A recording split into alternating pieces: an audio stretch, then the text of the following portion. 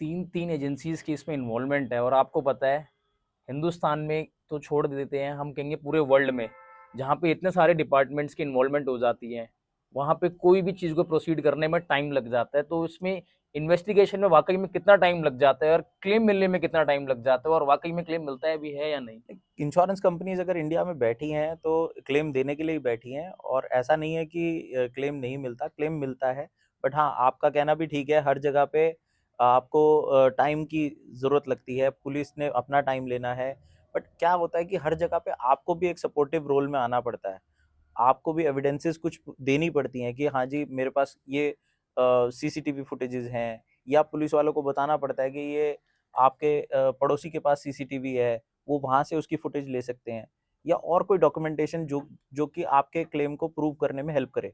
तो अगर वो आप दे देते हैं तो आपका केस जल्दी फाइल हो जाता अच्छा, सपोज कीजिए किसी ने ज्वेलरी ली 20 लाख रुपए की, वो सारा उसने वाइट में पे करके ले ली, है। जी, और उसके बाद उसमें से 10 लाख रुपए की ज्वेलरी उसने किसी को गिफ्ट कर दी या दान कर दी, जी, एज इन किसी को गिफ्ट के तौर पे दे दी। ठीक है।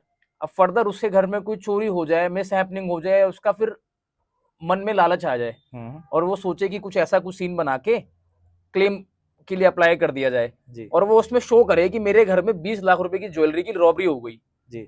तो उस केस के अंदर क्या होगा? इसके अंदर 2 चीज़ें अप्लाई होती हैं। जैसे हम्म, अब अगर आप यहाँ पे बात करें तो जो इंश्योरेंस का बेसिक फंडामेंटल है ना, वो हम्म, कहता है अटमोस्ट गुड फेथ, कि भई हमने कस्टमर पे जो भी काम करा वो फेथ पे, कस्टमर ने जो बात हमें बताई वो हमने फेथफुल होके उसकी बात मानी। हम्म, और इसके अंदर आपने कहा जी उन्होंने दे दिया और किसी को पता नहीं चला, या उन्होंने इस तरीके से करा। हम्म, कहीं पे भी एजेंसीज़ को, जैसे मैंने बताया कि पुलिस भी इन्वॉल्वड है, सर्वेयर भी इन्वॉल्वड है। वो इन्वेस्टिगेटिंग एजेंसीज़ को अगर कहीं पे भी ऐसा लगा कि इन्होंने फ्रॉड किया है, तो वो क्लेम वहीं के वहीं रिजेक्ट हो जाएगा। बट अगर नहीं पता चला और आप मतलब ऐसा हुआ कि भाई हाँ जी, चोरी भी हो गई और आपने हम्म, गिफ्ट भी दे दिया, इतने कोइंसिडेंसेस साथ हम्म। में हो गए, तो कंपनी जो है वो क्लेम देती है। और इसके अंदर जो सबसे बड़ी बात है, तो अगर वो गलत तरीके से कोई फ्रॉड प्लान कर रहा होगा, तो उसमें सजा भी हो सकती है, राइट?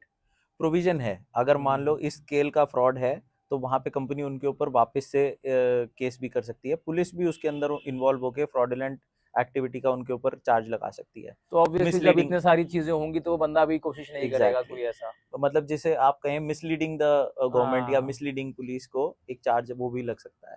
तो आप इसको यूं समझे, हमारा जो लॉ है वो हम्म, क्या कहता है, वो कहता है 10 गुनहगार जो हैं वो छूट जाएं, पर एक बेगुनाह को जो है वो हम्म, फांसी नहीं लगनी चाहिए, या बेगुनाह को सजा नहीं होनी चाहिए।